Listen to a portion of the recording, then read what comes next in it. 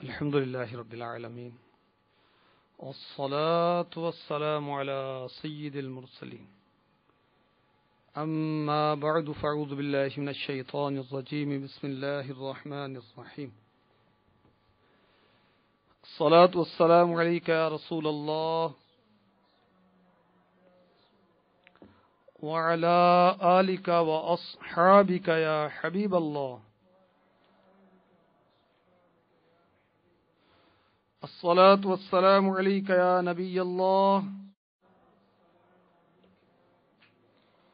وعلى آلك وأصحابك يا نور الله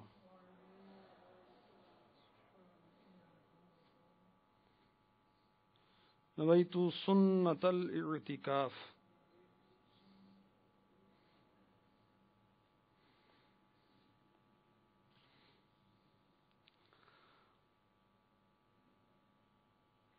اللہ عز و جل کے ولی، عاشق نبی، نائب غوث جلی، مجدد دین مصطفی سیدی و مرشدی امام احمد رضا خان علیہ رحمت الرحمن العطایہ النبویہ فی الفتاوی الرضویہ، جسے عام طور پر فتاوی رضویہ کے نام سے جانا جاتا ہے، کہ 23ویں جلد میں لکھتے ہیں حضرت سیدنا ابو المواہب رضی اللہ تعالی عنہ فرماتے ہیں، میں نے رسول اللہ صلی اللہ تعالی علیہ وآلہ وسلم کی خواب میں زیارت کی. حضور اقدس صلی اللہ تعالی علیہ وسلم نے مجھ سے فرمایا، قیامت کے دن تم 1,00,000 بندوں کی شفاعت کرو گے. میں نے عرض کیا رسول اللہ صلی اللہ تعالی علیہ وسلم میں کیسے اس قابل ہوا؟ ارشاد فرمایا،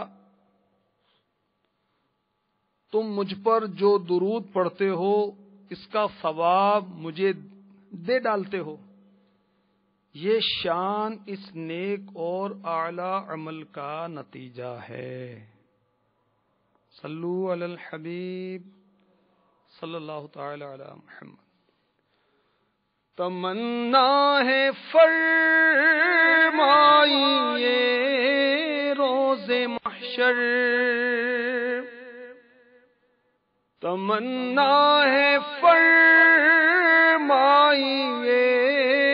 روز محشر، یہ تیری رہائی کی چیٹھی ملی ہے.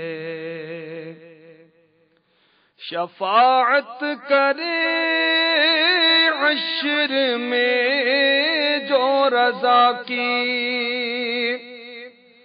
شفاعت کرے عشر میں جو رضا کی، سوا تیرے کس کو یہ قدرت ملی ہے. صلو علی الحبیب صلی اللہ تعالی علی محمد وعلی آلہ وصحبہ وبارک وسلم. میٹھے میٹھے اسلام بھائیو، ماہ رہبر صفر المظفر کی 9 تاریخ ہے. اس ماہ مبارک میں میرے آقا اعلی حضرت عظیم البرکت عظیم المرتبت مجدد دین و ملت پروانہ شمع رسالت باعث خیر و برکت الشاہ الحاج الحافظ القاری المفتی احمد رضا خان علیہ رحمت الرحمن کا عرس مبارک منایا جاتا ہے. اسی نسبت سے اعلی حضرت کی شاعری کے تعلق سے کچھ مدنی پھول آپ کی خدمت میں پیش کرنے کی سعادت حاصل کروں گا. سید اعلی حضرت رضی اللہ تعالی عنہ کی مبارک حیات کو میں جلدی مختصر وقت میں آپ کی خدمت میں پیش کرتا ہوں. آپ کی ولادت ہوئی 1272 سن ہجری میں، سن عیسوی تھا 1856، شہر بریلی، ہند۔ 4 سال کی عمر میں میرے آقا اعلی حضرت نے قرآن پاک ناظرہ پڑھ لیا تھا، اور پھر بعد میں یعنی جب آپ کی عمر بڑی ہو گئی، بہت سے علوم آپ نے حاصل بھی کر لیے تھے، صرف 1 مہینے میں جس کا مجموعی دورانیہ چند گھنٹے بنتا ہے، اس میں آپ نے مکمل قرآن پاک حفظ کرنے کی سعادت حاصل کر لی۔ صرف 6 سال کی عمر میں اجتماعی میلاد میں آپ نے پہلی مرتبہ بیان فرمایا، 8 سال کی عمر میں آپ نے پہلی کتاب لکھی، یعنی 8 سال کی عمر میں اعلی حضرت مصنف بن گئے تھے۔ 14 سال کی عمر میں مسند افتاء سنبھالی، یعنی 14 سال کے ابھی آپ پورے نہیں ہوئے تھے، آپ مفتی بن گئے تھے۔ 19 سال کی عمر میں آپ کی شادی ہوئی، 22 سال کی عمر میں شاہ آل رسول سے بیعت ہوئے، 23 سال کی عمر میں پہلا حج کیا اور آقا کی بارگاہ میں حاضری دی، 12 سال کی عمر میں مدینہ منورہ زادہ اللہ شرفا و تعظیما اور مکہ مکرمہ زادہ اللہ شرفا و تعظیما میں آپ کے علم و فضل کی دھوم مچ گئی تھی۔ 25 سال کی عمر میں آپ کے والد گرامی جو کہ بہت بڑے عالم تھے، اور اعلی حضرت رضی اللہ تعالی عنہ نے بہت سے علوم اپنے والد سے سیکھے تھے، رئیس المتکلمین مولانا نقی علی خان علی رحمت الرحمان نے دنیا سے پردہ فرمایا۔ اعلی حضرت کی عمر 51 سال کی ہوئی تو آپ نے دوسرا حج کیا اور دوسری بار سرکار ابدقرار صلی اللہ علیہ وسلم کے دربار نور بار میں حاضری کا شرف حاصل کیا، اور 54 سال کی عمر میں علماء عرب و عجم نے آپ کے مجدد ہونے پر اتفاق کیا۔ 25 صفر المظفر 1340 سن ہجری بمطابق 1921 جمعۃ المبارک ہند کے وقت کے مطابق 2:38 پر ادھر مؤذن نے کہا حی علی الفلاح، آؤ فلاح کی طرف، اور ادھر مجدد اعظم سرکار اعلی حضرت نے 68 سال سن ہجری کے مطابق اور سن عیسوی کے مطابق 65 سال کی عمر میں پردہ فرمایا۔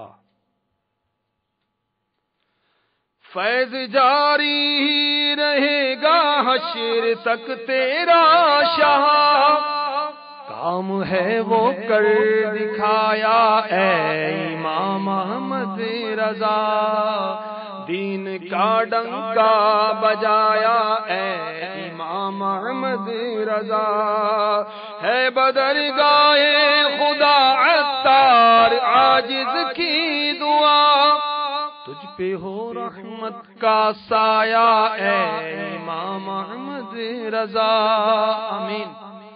صلو علی الحبیب صلی اللہ تعالی علی محمد۔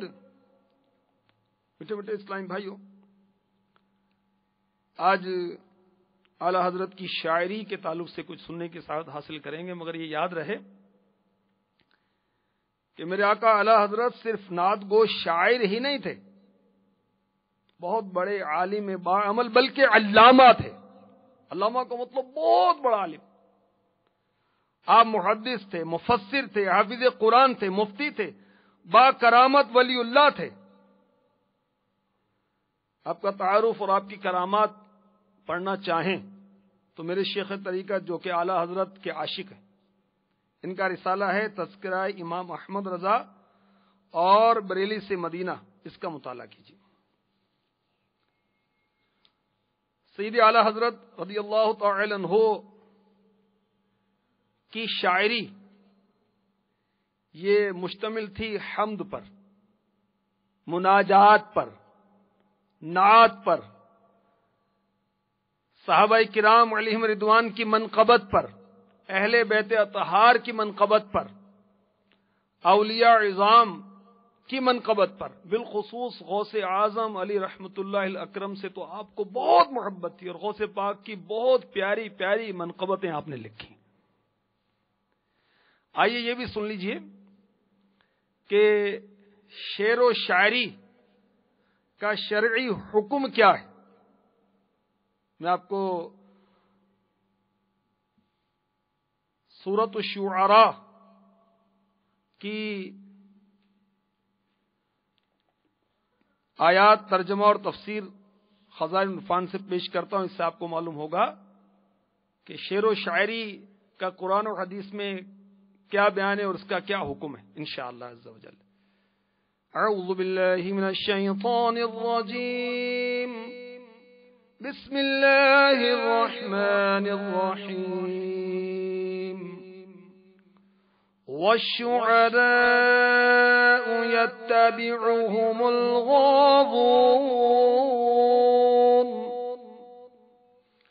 اور شاعروں کی پیروی گمراہ کرتے ہیں۔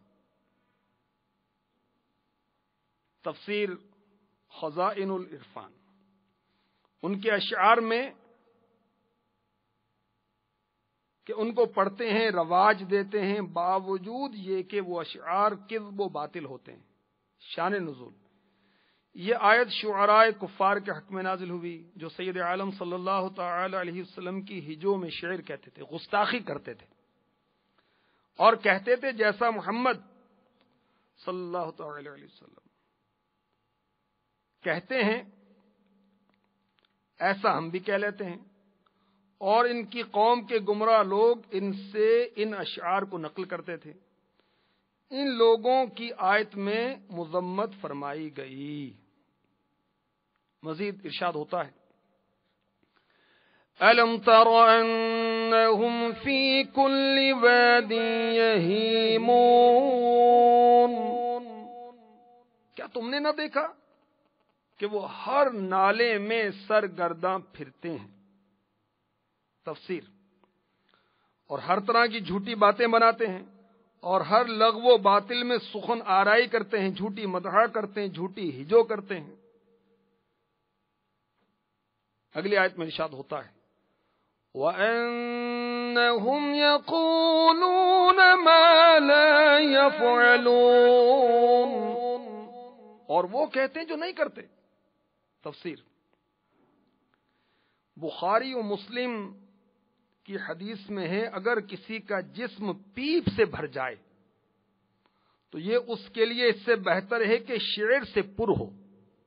مسلمان شعراء جو اس طریقے سے اجتناب کرتے ہیں اس حکم سے مستثنا کیے گئے۔ مزید ارشاد ہوتا ہے، إِلَّا الَّذِينَ آمَنُوا وَعَمِلُوا الصَّالِحَاتِ وَذَكَرُوا اللَّهَ كَثِيرًا وَانتَصَرُوا مِن بَعْدِ مَا ظُلِمُوا وَسَيَعْلَمُ الَّذِينَ ظَلَمُوا أَيَّ مُنقَلَبٍ يَنقَلِبُونَ،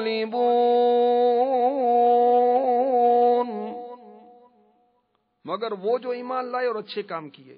تفسیر، ترجمہ کنز الایمان سے ہی پیش کیا جا رہا ہے۔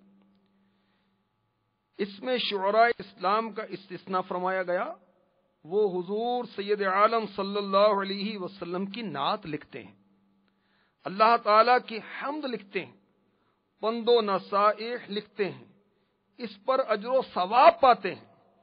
بخاری شریف میں ہے مسجد نبوی میں حضرت حسان رضی اللہ تعالی عنہ کے لیے ممبر بچھایا جاتا تھا، وہ اس پر کھڑے ہو کر رسول کریم صلی اللہ تعالی علیہ وسلم کے مفاخر پڑھتے تھے اور کفار کی بدگوئیوں کا جواب دیتے تھے، اور سید عالم صلی اللہ تعالی علیہ وسلم ان کے حق میں دعا فرماتے تھے۔ بخاری کی حدیث میں ہے حضور صلی اللہ علیہ وسلم نے فرمایا، بعض شعر حکمت ہوتے ہیں، رسول کریم صلی اللہ تعالی علیہ وسلم کی مجلس مبارک میں اکثر شعر پڑھے جاتے تھے، جیسا کہ ترمذی میں جابر بن سمرہ رضی اللہ تعالی عنہ سے مروی ہے۔ حضرت عائشہ صدیقہ رضی اللہ تعالی عنہا نے فرمایا شعر کلام ہے، بعض اچھا ہوتا ہے بعض برا، اچھے کو لو برے کو چھوڑو۔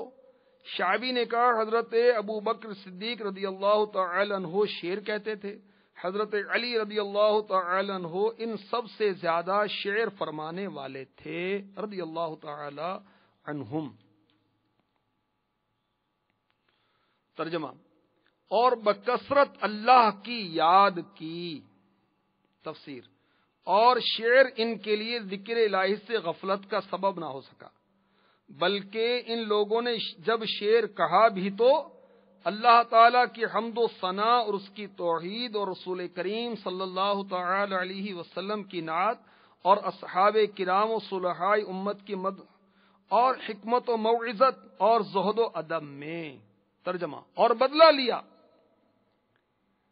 تفسیر: کفار سے ان کی ہجو کا۔ ترجمہ: بعد اس کے کہ ان پر ظلم ہوا۔ تفسیر: کفار کی طرف سے کہ انہوں نے مسلمانوں کی اور ان کے پیشواؤں کی ہجو کی، ان حضرات نے اس کو دفع کیا اور اس کے جواب دیے یہ مذموم نہیں ہیں بلکہ مستحق اجر و ثواب ہیں۔ ترجمہ: اور اب جانا چاہتے ہیں ظالم۔ تفسیر: یعنی مشرکین جنہوں نے سید الطاہرین افضل الخلق رسول اللہ صلی اللہ علیہ وسلم کی ہجو کی۔ ترجمہ: کہ کس کروٹ پر پلٹا کھائیں گے۔ موت کے بعد حضرت ابن عباس رضی اللہ عنہما نے فرمایا جہنم کی طرف، اور وہ برا ہی ٹھکانہ ہے۔ تو میٹھے میٹھے اسلامی بھائیوں، وہ اشعار جو حمد پر مشتمل ہوں، حمد و ثنا پر مشتمل ہوں، مناجات پر مشتمل ہوں، وہ اشعار جس میں اللہ تعالی کی توحید بیان کی جائے، وہ اشعار جس میں رسول کریم صلی اللہ تعالی علیہ وسلم کی نعت بیان کی جائے، وہ اشعار جس میں صحابہ کرام علیہم رضوان کی منقبت اور صاف بیان کیے جائیں، وہ اشعار جن میں اہل بیت اطہار کے فضائل بیان کیے جائیں، وہ اشعار جن میں اولیاء کرام کی منقبت لکھی جائے، وہ اشعار بہت اچھے ہیں۔ بلکہ تفسیر نور العرفان میں لکھا ہے وہ عبادت ہے۔ ایسے اشعار تو عبادت ہیں، اس پر اجر و ثواب دیا جائے گا۔ ان اشعار کی مذمت کی گئی جو کفر پر مبنی ہوں، جو شرک پر مبنی ہوں، جو جھوٹ پر مبنی ہوں۔ نزہۃ القاری میں حضرت علامہ مولانا شریف الحق امجدی جو کچھ اشعار کے بارے میں لکھتے ہیں، سنیے اور سیکھیے۔ جلد 4 صفحہ 587 فرماتے ہیں شعر اچھے بھی ہوتے خراب بھی۔ اگر شعر میں کفریہ فسقیہ مضمون ہو یا مسلمانوں کی ہجو ہو تو وہ حرام ہے، لیکن حمد و نعت ہو، مسلمانوں کی مدح ہو یا اچھے کام کی ترغیب ہو تو اچھے ہیں۔ اور بدقسمتی کے ساتھ اب گانے باجے کا رواج ہے، اس میں عجیب و غریب اشعار ہوتے ہیں اور بعض اشعار تو مبنی بر کفر ہوتے ہیں، اور اس کی نشاندہی کفریہ کلمات کے بارے میں سوال جواب میں امیر اہل سنت نے کی ہے۔ 35 کفریہ اشعار کی نشاندہی اس میں موجود ہے۔ تو اشعار کفریہ بھی ہوتے ہیں، فسقیہ بھی ہوتے ہیں، الٹی سیدھی باتیں ہوتی ہیں۔ تو کتنے بدنصیب شاعروں نے کفریہ شاعری کی، فسقیہ شاعری کی، عورتوں کے اوصاف بیان کیے، عورتوں کے حسن و جمال کا ذکر کیا، ان کے اٹھنے بیٹھنے چلنے پھرنے کے انداز کا ذکر کیا، ان کے عشق و محبت کا ذکر کیا، مگر سبحان اللہ میرے آقا اعلی حضرت عظیم البرکت عظیم المرتبت مجدد دین و ملت پروان شمع رسالت الشاہ امام احمد رضا خان علی رحمت الرحمان نے شاعری کے ذریعے حمد بیان کی، مناجات بیان کی، نعتیں بیان کی، منقبت بیان کی۔ اعلی حضرت نے میرے آقا علیہ الصلوۃ والسلام کے گل قدس کے ہونٹوں کا ذکر کیا، آپ کی زلفوں کا ذکر کیا۔ اعلی حضرت نے پیارے آقا علیہ الصلوۃ والسلام کے امام مبارک کا ذکر کیا، آپ کے عشق و محبت کا ذکر کیا، آپ کے اٹھنے بیٹھنے چلنے پھرنے، آپ کے کرم و سخا، آپ کے اوصاف جمیلہ، آپ کے اخلاق حمیدہ کا اپنے شعر و اشعار میں ذکر کیا۔ میٹھے میٹھے اسلامی بھائیوں، میرے آقا اعلی حضرت رضی اللہ تعالی عنہ نے شاعری سیکھی کس سے؟ آئیے میں آپ کو عرض کرتا ہوں، اور خود اعلی حضرت کی زبانی ہی آپ کو بتاؤں گا کہ اعلی حضرت نے شاعری کس سے سیکھی۔ اپنے ایک ربائی میں فرماتے ہیں، وہ اپنے کلام سے نہایت محظوظ، بے جا سے ہے المنت للہ محفوظ، قرآن سے میں نے نعت گوئی سیکھی، یعنی رہے احکام شریعت ملحوظ۔ اعلی حضرت فرما رہے ہیں کہ میں اپنے کلام سے بہت لطف اندوز ہوتا ہوں، کیونکہ اللہ تعالیٰ کا احسان کرم ہے، میں نے قرآن پاک سے نعت گوئی سیکھی ہے، اس لیے کہ شرعی احکام کا پورا پورا لحاظ رکھا جائے۔ اعلی حضرت کا شاعری میں کوئی استاد نہیں تھا۔ جب محبوب رب صلی اللہ تعالی علیہ وسلم کی یاد ستاتی تو آپ عشق رسول میں، فراق رسول میں دیدار کی حسرت لیے وہ تڑپتے اور اشعار کہتے تھے۔ آپ کا مزاج نہیں تھا، آپ کی طبیعت یہ اشعار کہنے کی نہیں تھی، مگر عشق رسول کے اظہار کے لیے آپ نے نعت گوئی کا سلسلہ کیا۔ اور سبحان اللہ، کیسا سلسلہ کیا کہ جس سمت آ گئے ہیں سکے بٹھا دیے۔ ملک سخن کی شاہی تم کو رضا مسلم، جس سمت آ گئے ہو، جس سمت آ گئے سکے بٹھا دیے ہیں، جس سمت آ گئے ہیں سکے بٹھا دیے ہیں۔ صلو علی الحبیب صلی اللہ تعالی علی محمد۔ میرے آقا اعلی حضرت کے اشعار، کئی اشعار ایسے ہیں جس میں قرآن پاک کی آیات اور احادیث کے جز آپ نے شامل کیے ہیں۔ اس میں سے چند اشعار تو بہت، آپ کے 20 اشعار ایسے ہیں، کچھ اشعار میں آپ کو سناتا ہوں۔ ایسا امی کس لیے منت کش استاذ ہو، کیا کفایت اس کو اقرا ربک الاکرم نہیں؟ اقرا ربک الاکرم، دیکھیں اعلی حضرت نے آیت کو اپنے شعر کے اندر اس کو شامل کر لیا۔ ان پر کتاب اتری بیان لکل شیء، تفصیل جس میں ما عبر وما غبر کی ہے۔ مجرم بلائے آئے ہیں جاؤ کا ہے گواہ، جاؤ کا یہ آیت کی طرف اشارہ ہے، وَلَوْ أَنَّهُمْ إِذْ ظَلَمُوا أَنفُسَهُمْ۔ مجرم بلائے آئے ہیں جاؤ کا ہے گواہ، پھر رد ہو کب یہ شان کریموں کے در کی ہے۔ مومن ہوں، مومنوں پہ رؤوف الرحیم ہو، لقد جاءکم رسول من انفسکم عزیز علیہ ما عنتم حریص علیکم بالمؤمنین رؤوف الرحیم۔ تو اعلیٰ حضرت دیکھیں قرآن پاک کی آیت کا اس کو حوالہ دے رہے ہیں اس شعر میں، اس مصرے میں، مومن ہوں مومنوں پہ رؤوف الرحیم ہو، سائل ہوں سائلوں کو خوشی لا نہر کی ہے۔ تبارک اللہ شان تیری تجھی کو زیبا ہے بے نیازی، کہیں تو وہ جوش لن ترانی، کہیں تقاضے وصال کے تھے۔ فَإِذَا فَرَغْتَ فَانْصَبْ، یہ ملا ہے تم کو منصب، جو گدا بنا چکے اب اٹھو وقت بخشش آیا، کرو قسمت عطایا۔ احسن اللہ لہم رزقن سے دے رزق حسن، بندہ رزاق تاج الاسفیاء کے واسطے۔ وہ دیکھیں حدیث پاک کو کس طرح آپ اپنے شعر میں شامل کرتے ہیں۔ من زار تربتی وجبت لہو شفاعتی، ان پر درود جن سے نوید ان بشر کی ہے. صلو علی الحبیب صلی اللہ تعالی علی محمد. ملک سخن کی شاہی تم کو رضا مسلم، جی ساتھ آ گئے ہیں سیکے بٹھا دیے ہیں، جی سمت آ گئے ہیں سیکے بٹھا دیے ہیں.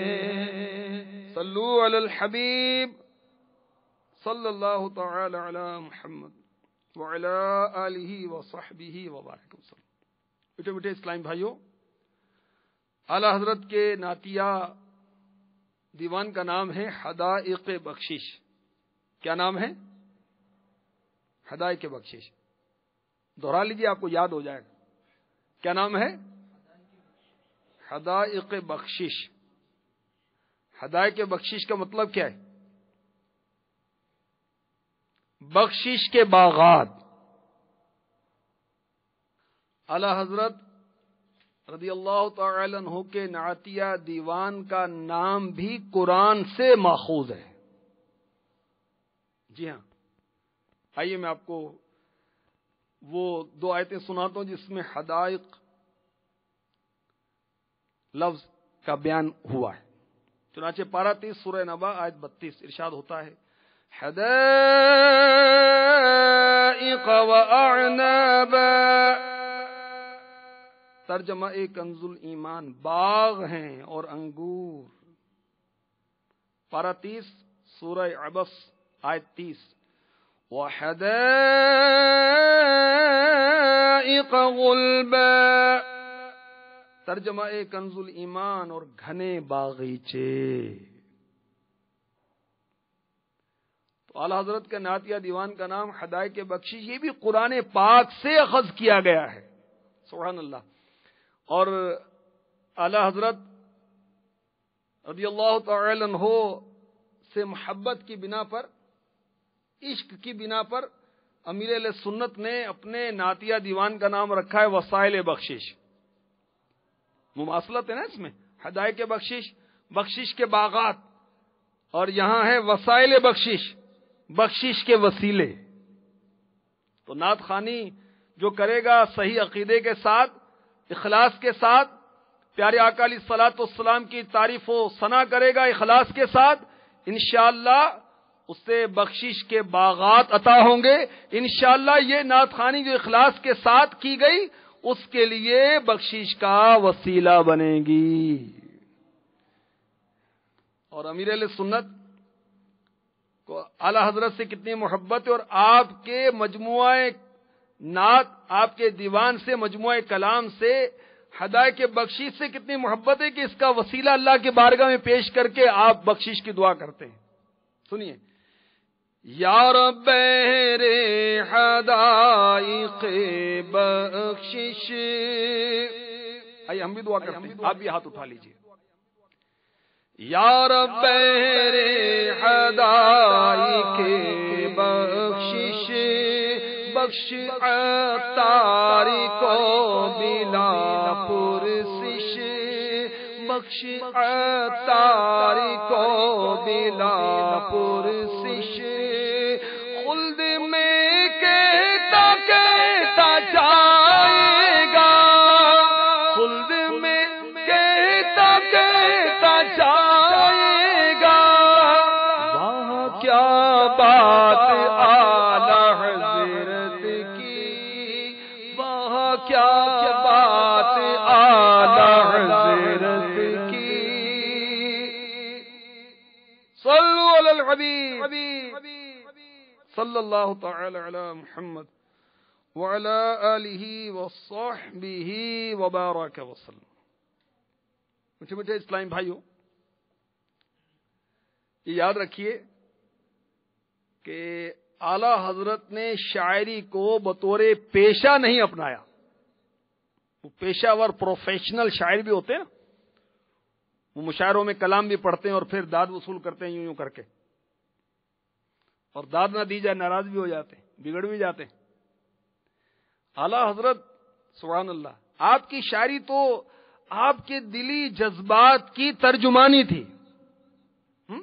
خود فرماتے ہیں پیشہ میرا شاعری نہ دعویٰ مجھ کو، شاعری میرا پیشہ نہیں ہے، نہ میں دعویٰ کرتا ہوں میں شاعر ہوں، ہاں شرع کا البتہ ہے جمبہ مجھ کو، ہاں شریعت کا البتہ حمایت و طرفداری کا مجھے جذبہ ہے کہ اپنی شاعری کے ذریعے میں شریعت کی طرفداری کروں، پاسداری کروں، اس کا لحاظ رکھوں۔ مولا کی ثنا میں حکم مولا کا خلاف، لوزینہ میں سیر تو نہ بھایا مجھ کو۔ میں آقا کی ثنا خوانی کروں اور آقا کے حکم کی خلاف ورزی بھی کرتا رہوں۔ آقا کی ثنا خوانی میں آقا کے حکم کی خلاف ورزی، یہ تو ایسے ہی ہوگا کہ بادام کا بڑا مزیدار لذیذ حلوہ تیار کیا جائے اور اس میں کھجور کی گٹھلیاں ڈال دی جائیں۔ تو اعلی حضرت نے شاعری کو بطور پیشہ نہیں اپنایا، بلکہ آپ نے شریعت کی طرفداری کے لیے بے مثل و بے مثال شاعری کی، اور لوگوں کے دلوں میں اللہ تعالی کی محبت پیدا کی اپنی شاعری کے ذریعے سے، اللہ تبارک و تعالی کی عظمت کو پیدا کیا، رسول پاک صلی اللہ تعالی علیہ وسلم کی رسول پاک صلی اللہ علیہ وسلم کے عشق و محبت کو فروغ دیا، صحابہ و اہل بیت اطہار و اولیاء کبار کی محبت لوگوں کے دلوں میں ڈال دی قلب میں عظمت مصطفیٰ، حکمت اعلی حضرت پہ لاکھوں سلام، صلو علی الحبیب صلی اللہ تعالی علی محمد۔ ایسی عظیم و شان شاعری کے جس کا کوئی جواب ہی نہیں، کوئی مثال ہی نہیں ہے۔ اس کے باوجود دیکھیے عاجزی کیسے کرتے ہیں، کس منہ سے کہوں رشک عنادل ہوں میں کس منہ سے کہوں کہ بلبلیں مجھ پر رشک کرتی ہیں۔ رشک کیا ہے کہ جو نعمت اس کے پاس ہے وہ مجھے مل جائے۔ میں نہیں کہتا کہ بلبلیں مجھ پر رشک کرتی ہیں، شاعر ہوں، فصیح بے مماثل ہوں میں ایسا شاعر ہوں کہ جس کا بہت فصیح اللسان ہے اور اس کا کوئی مثل نہیں ہے۔ میں نہیں کہتا حق کا کوئی صنعت نہیں آتی مجھ کو، حق تو یہ ہے، سچ تو یہ ہے کہ مجھ میں کوئی ہنر و کمال نہیں ہے، ہاں یہ ہے کہ نقصان میں کامل ہوں میں نقصان میں کامل ہوں۔ دیکھیں عاجزی کیسی، تو جسے اللہ تبارک و تعالی عاجزی کی توفیق عطا فرماتا ہے اسے بلندی عطا فرماتا ہے۔ اعلی حضرت کی بلندی کا کون اندازہ لگا سکتا ہے، سبحان اللہ۔ تو اعلی حضرت رضی اللہ تعالی عنہ نے شاعری کو بطور پیشہ نہیں اپنایا، اسے مال و زر کے کمانے کا ذریعہ نہیں بنایا، عزت و شہرت حاصل کرنے کا ذریعہ نہیں بنایا۔ بے نشانوں کا نشان مٹتا نہیں، مٹتے مٹتے نام ہو ہی جائے گا، وہ الگ بات ہے کہ اعلی حضرت نے نام نہیں چاہا، اپنی ہستی کو مٹا دیا، مگر مٹتے مٹتے نام ہو ہی گیا کہ ہر طرف وہ دھوم پڑی ہوئی ہے۔ سب سے اعلیٰ ہمارا نبی، سب سے بالا والا ہمارا نبی، اور طرف دھوم پڑی ہوئی ہے مصطفیٰ جان رحمت پہ لاکھوں سلام، شمع بز میں ہدایت پہ لاکھوں سلام۔ دنیا بھر میں یہ سلام پڑھا جاتا ہے، یہاں تک کہ میں نے ان لوگوں کو بھی یہ صلاۃ و سلام پڑھتے دیکھا جنہیں اردو نہیں آتی۔ اس کلام کو اتنی شہرت حاصل ہوئی ہے، اور اس کے اشعار پتہ کتنے؟ 171 اشعار ہیں اس کے، 171 171 اشعار یہ کلام سلام رضا کے، اور دنیا بھر میں اس کا ڈنکا بجا ہوا ہے. جن کو اردو نہیں آتی وہ بھی پڑھتے ہوئے نظر آتے ہیں الحمدللہ, اور جھومتے ہوئے نظر آتے ہیں الحمدللہ الحمدللہ. میں عرض کر رہا تھا کہ اعلیٰ حضرت نے بطور پروفیشنل, بطور پیشہ نعت خوانی کو نہیں اپنایا. ایک بار ہوا یوں کہ یہ میں آپ کو عرض کر رہا ہوں حکایت, امیر اہل سنت کہ جو رسائل عطاریہ حصہ دوم کا رسالہ ہے تذکرہ امام احمد رضا, اس سے یہ مشہور بات ہے اور آپ نے بارہا سنی ہوگی, چونکہ موضوع سے مناسبت کرتی اس لیے دوبارہ عرض کر رہا ہوں.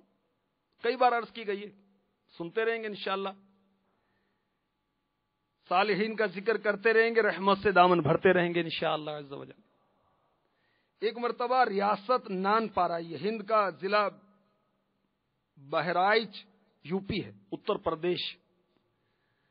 اس کے نواب جو سیٹھ تھا اس کی شان میں شعراء نے قصائد لکھے. ہوتا ہے کہ کسی بڑے آدمی کا قصیدہ لکھیں گے تو انعام ملے گا. کچھ لوگوں نے آپ سے بھی گزارش کی کہ حضرت آپ بھی نواب صاحب کی مدح میں قصیدہ لکھیں. تو اعلیٰ حضرت کی شاعری جس کے لیے وقف تھی, اعلیٰ حضرت نے اس کے لیے نعت لکھی, کلام اس کے لیے لکھا. اور کیا لکھا؟ وہ کمال حسن حضور ہے کہ گمان نفس جہاں نہیں.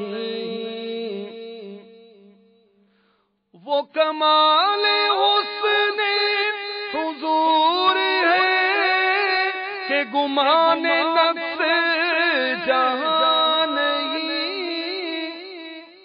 یہی پھول خار سے دور ہے, یہی پھول خار سے دور ہے, یہی شمع ہے کہ دھواں نہیں. اب اس کی وضاحت کی جائے گی تو ٹائم کافی لگ جائے گا, اور بھی چند مدنی پھول پیش کرنے. مقطع عرض کرتا ہوں جس میں آپ نے اس کا اظہار کیا کہ میں اہل سروت کی مدح سرائی نہیں کرتا, میں تو آقا کا گدا ہوں. سنیے, کروں مدح اہل دول رضا, پڑے اس بلا میں میری بلا. میں گدا ہوں اپنے کریم کا, میں گدا ہوں اپنے کریم کا. میرا دین پارا نہیں کہ میں نوابوں کی, مالداروں کی, سیٹھوں کی خوشامد نہیں کرتا. پڑے اس بلا میں میری بلا, یہ محاورہ ہے, میں ان چکروں میں نہیں پڑتا. میں گدا ہوں اپنے کریم کا, میرا دین پارا نا نہیں. نان پارا ریاست کے نواب کی لکھنی تھی نا قصیدہ, لوگوں نے کہا تھا میرا دین روٹی کا ٹکڑا نہیں ہے کہ میں وہ آپ کے کہنے میں آ جاؤں گا. میں گدا ہوں اپنے کریم کا. سبحان اللہ. میں دنیا کے تاجداروں کے ہاتھوں بکنے والا نہیں ہوں. اور اعلیٰ حضرت رضی اللہ تعالی عنہ کا یہی کلام وہ کمال حسن حضور ہے. ایک جگہ پڑھا گیا تو ابو الاسر حفیظ جالندری, جنہوں نے پاکستان کا قومی ترانہ لکھا ہے, بہت بڑے شاعر تھے, ان کے سامنے جب یہ کلام پڑھا گیا تو برجستہ کہنے لگے یہ تو کوئی استاذ الاساتذہ معلوم ہوتے ہیں. اعلیٰ حضرت کی شاعری کا یہ کمال ہے. اور جب اردو کے بہت بڑے شاعر ڈاکٹر اقبال, دنیا میں نام ہے ان کا, ان کے سامنے جب میرے آقا اعلیٰ حضرت کا ایک کلام ہے, زہے عزت و اطلاع محمد,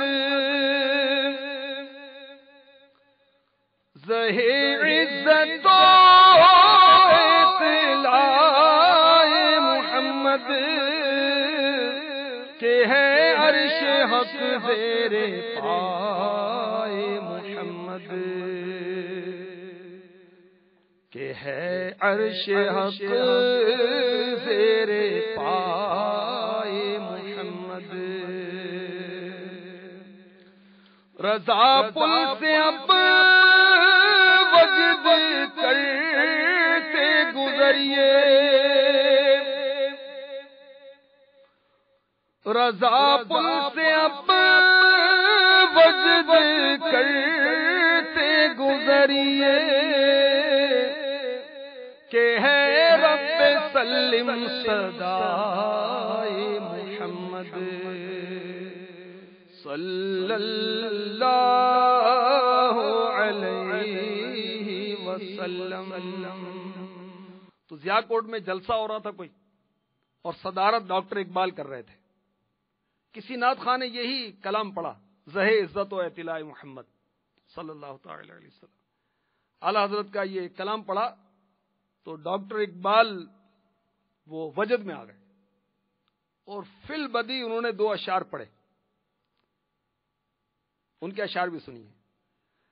تعجب کی جا ہے کہ فردوس اعلیٰ بنائے خدا اور بسائے محمد صلی اللہ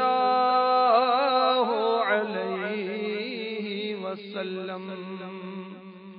تماشا تو دیکھو کہ نار جہنم لگائے خدا اور بجھائے محمد صلی اللہ علیہ وسلم صلی اللہ علیہ وسلم. اعلیٰ حضرت کے کلام کی کیا بات ہے کہ بڑے بڑے شاعر آپ کا کلام سن کر جھوم جاتے ہیں، حیرت میں غرق ہو جاتے ہیں کہ کس عاشق رسول کا ہے. کیونکہ شاعری کے لیے صرف فن شاعری نہیں، عالم ہونا بھی شرط ہے. اور اعلیٰ حضرت کیسے عالم ہیں؟ عالم علامہ ہیں، مجدد ہیں، اور سبحان اللہ عاشق کیسے ہیں؟ جن کی ہر ادا سنت مصطفیٰ میرے شیخ طریقت پہ لاکھوں سلام. اعلیٰ حضرت کا تو عشق رسول ایسا تھا کہ آپ کا اٹھنا بیٹھنا چلنا پھرنا کھانا پینا سونا جاگنا پڑھنا لکھنا سب عشق رسول پر تھا. ویسے عاشق رسول تھے. آپ کی شاعری وہ آپ کی کیفیات کی ترجمانی تھی. وہ عام شاعروں کی طرح خالی آپ وہ شاعری نہیں کرتے تھے کہ دل کی کیفیت کچھ اور ہے اور قلم کچھ اور لکھ رہا ہے. آئیے ایک بڑا پیارا وہ قصہ کتاب میں پڑھا تھا، آپ بھی سنیے، معلوم ہوگا کہ عام شاعروں کا حال کیا ہوتا ہے اور اعلیٰ حضرت نے کیسی اس پر انفرادی کوشش کی، کیسی نیکی کی دعوت دی. اور نیکی کی دعوت دینے میں میرے آقا اعلیٰ حضرت بہت جری تھے. الحمدللہ کسی سے ڈرتے نہیں تھے. کیوں ڈرے کسی سے تیرا فدائی یا رسول اللہ. ایک شاعر اعلیٰ حضرت کی بارگاہ میں حاضر ہوا، کوئی کلام لکھا تھا، چیک کروانا تھا. اعلیٰ حضرت کو اللہ تعالیٰ نے ایسا مقام عطا فرمایا تھا کہ مفتی فتویٰ لکھ کر اپنا فتویٰ چیک کراتے تھے، شاعر کلام لکھ کر اپنا کلام چیک کراتے تھے. الحمدللہ. تو ان شاعر صاحب کے نعتیہ اشعار میرے آقا اعلیٰ حضرت نے ملاحظہ فرمائے. ان اشعار میں کچھ مضمون کچھ یوں تھا: یا رسول اللہ صلی اللہ علیہ وسلم، آپ کی یاد میں، آپ کے ہجر و فراق میں میرا حال یہ ہے کہ راتوں کو نیند نہیں آتی، دن کو چین نہیں آتا. آپ کے غم ہجر میں کھانا پینا سونا چھوٹ گیا ہے، وغیرہ وغیرہ. اعلیٰ حضرت علی رحمت رب العزت نے یہ پڑھا تو فرمایا جو کچھ آپ نے لکھا ہے اگر واقعی آپ کی یہ حالت ہے تو مرحبا، آپ مبارکباد کے مطلب لائق ہیں، آپ کو مبارکباد دیتا ہوں. اور اگر ایسا نہیں جیسا آپ لکھ رہے ہیں کہ ہجر رسول میں فراق رسول میں میرا چین کھو گیا، نیند اڑ گئی، کھانا پینا اچھا نہیں لگتا، اگر ایسا نہیں تو یہ جھوٹ ہے. اور جھوٹ، اور وہ بھی بارگاہ رسالت میں. اللہ اکبر اللہ اکبر. تو اعلیٰ حضرت کا یہ ذہن تھا. تو آپ جب ہجر رسول میں تڑپتے تھے تو کلام لکھتے تھے. جب آپ نے وہ زیارت رسول کی تمنا کی تو واقعی کلام میں جب زیارت رسول کی تمنا ہے تو حقیقتاً دل کے اندر بھی زیارت رسول کی تمنا ہے. اور اعلی حضرت کے کلام کو سبحان اللہ بارگاہ رسالت میں مقبولیت کیا ہے سنیے. وہ سوئے لالہ زار پھرتے ہیں، وہ سوئے لالہ زار پھرتے ہیں، وہ سوئے لالہ زار پھرتے ہیں، وہ سوئے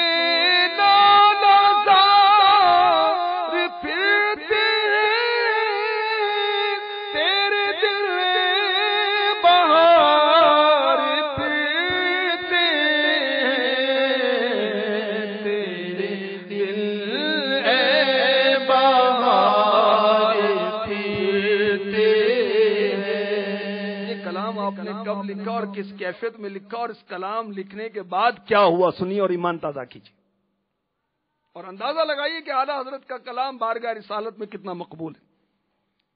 جب آپ کی بارگاہ رسالت میں حاضری ہوئی، یہ آپ کی دوسری حاضری ہے، دوسری بار حج پر جب گئے بارگاہ رسالت میں حاضر ہوئے تو صلاۃ و سلام پڑھتے رہے. آرزو یہ ہے، تمنا یہ ہے کہ آقا دیدار کروا دے. خواب میں تو کئی بار نوازا ہے، اب بیداری میں نوازتے. اور یاد رکھیے جو سرکار علیہ الصلوۃ والسلام کی خواب میں زیارت کرتا ہے اسے بیداری میں بھی وہ زیارت ہونے کی بشارت ہے. اور جو یہاں سرکار علیہ الصلوۃ والسلام کی زیارت کرے گا قیامت کے روز بھی زیارت کرے گا. اور جو آقا علیہ الصلوۃ والسلام کی بروز قیامت زیارت کرے گا، پیارے آقا علیہ الصلوۃ والسلام اس کی شفاعت فرمائیں گے، رب سے بخشوائیں گے، ساتھ جنت میں لے جائیں گے انشاءاللہ. تو اعلی حضرت بارگاہ رسالت میں یہ آرزو لیے کہ آقا جلوہ دکھا دے. درود و سلام پڑھتے رہے. پہلی رات کے مقدر میں یہ سعادت نہیں تھی. تو پھر آپ نے یہ کلام لکھا جو میں نے پہلا شعر اس کا پڑھا، وہ سوئے لالہ زار پھرتے ہیں، تیرے دن اے بہار پھرتے ہیں. پھر آپ نے مقطع میں بہت عاجزی کی، کوئی کیوں پوچھے تیری بات رضا، تجھ سے کتے ہزار پھرتے ہیں. امیر اہل سنت تو اس کو لکھتے اس طرح کہ تجھ سے شہدہ ہزار پھرتے ہیں. اعلیٰ حضرت نے اس قدر عاجزی کی.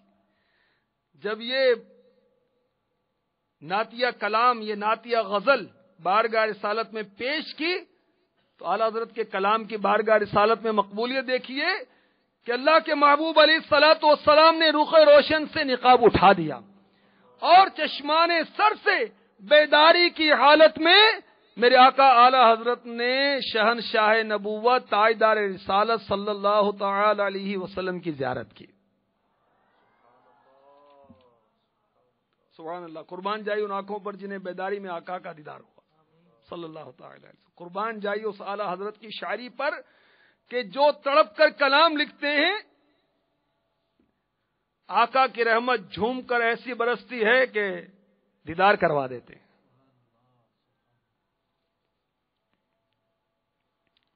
میٹھے میٹھے اسلامی بھائیوں، دعوت اسلامی کے مدنی ماحول سے وابستہ ہو جائیے جیسے وابستہ ہونے کا حق ہے. دور دور سے محبت کے اظہار نہ کیجیے، آ جائیے، شامل ہو جائیے. تو داڑھی بڑھا لے، امامہ سجا لے، نہیں برا اچھا ہے مدنی ماحول.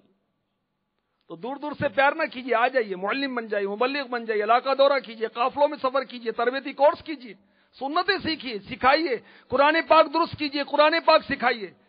اس دعوت اسلامی نے کتنے خوش نصیبوں کو اعلیٰ حضرت کے دامن سے وابستہ کر دیا ہے. جی ہاں، آئیے میں آپ کو باہر پیش کرتا ہوں. حیدرآباد باب الاسلام سندھ کے ایک اسلامی بھائی کا بیان ہے، 1990 کی بات ہے. بد عقیدگی نے ہمارے خاندان میں پنجے گاڑ رکھے تھے. میں بھی کنفیوزڈ تھا، تذبذب کا شکار تھا، کون سیدھے راستے پر ہے پتہ نہیں چلتا. ایک رات سخت پریشانی کے عالم میں دعا کی، یا اللہ عز وجل مجھے صحیح عقیدے اپنانے کی توفیق عطا فرما دے. جب بھی کوئی پریشانی ہو دعا کرنی چاہیے اللہ کی بارگاہ میں. اللہ تبارک و تعالیٰ اپنے بندوں کی سنتا ہے اور مشکلیں آسان فرماتا ہے. یہ عاشق رسول کہتے ہیں میں سو گیا, سر کی آنکھیں تو کیا بند ہوئی, دل کی آنکھیں کھل گئیں. مجھے شہد سے میٹھے میٹھے آقا مکی مدنی مصطفیٰ کا دیدار نصیب ہو گیا صلی اللہ تعالی علیہ وسلم. قریب ہی دو نوری چہروں والے بزرگ بھی موجود تھے. یہ بزرگ کون تھے؟ سبحان اللہ. ان میں سے ایک کی طرف اشارہ کر کے ارشاد ہوا یہ احمد رضا ہیں, ان کے مسلک کو اپنا لو. پھر دوسری ہستی کی طرف ان کے بارے میں فرمایا یہ الیاس قادری ہیں, ان سے مرید ہو جاؤ. یہ اسلام میں کہتے ہیں بیدار ہوا تو میں خوشی سے پھولے نہ سماتا تھا کہ اللہ کے محبوب کا دیدار ہوا, اور اللہ کے محبوب نے اعلیٰ حضرت کا بھی دیدار کرا دیا, امیر اہل سنت کا بھی دیدار کرا دیا, مسلک کا بھی بتا دیا, اور کس سے مرید ہونا یہ بھی بتا دیا. یہ کہتے ہیں الحمدللہ عز و جل اس دن سے میں نے اعلیٰ حضرت کا دامن مضبوطی سے تھام لیا اور امیر اہل سنت سے بیعت ہو کر اتاری بھی بن گیا. الحمدللہ عز و جل دعوت اسلامی کے مدنی ماحول کی برکت سے آج میرا پورا خاندان پکا سنی ہو چکا ہے, اور ہمارے گھر میں اسلامی بہنوں کا مدرسۃ المدینہ بالغات بھی لگتا ہے. یہی کہتی ہیں بلبل باغ جینا کہ رضا کی طرح کوئی سحر بیان نہیں. ہند میں واقف شاہ خدا نہیں, ہند میں واقف شاہ خدا. مجھے شوق تب رضا کی قسم قسم شب تار میرا یہ تھا کہ حبیب کی زلف دوتا کی قسم. صلو علی الحبیب.